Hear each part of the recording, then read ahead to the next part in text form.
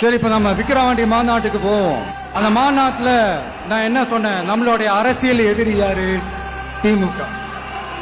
நம்மளுடைய கொள்கை எதிரி யாரு? பாஜக. அன்னிலிருந்து இன்னி வரைக்கும் அந்த ஸ்டாண்ட்ல ஏதாவது மாறணுமா?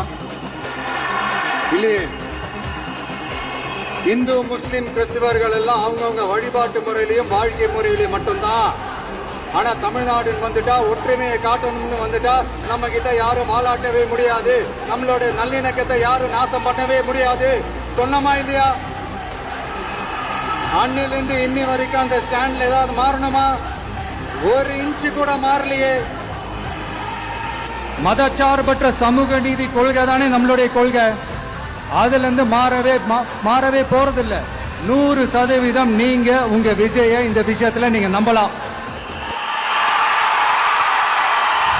இந்து முஸ்லிம் கிறிஸ்தவர்களுக்கான ஆளா தான் இந்த விஜய் எப்பவுமே இருப்பான். எம் மதமும் நம் மதம்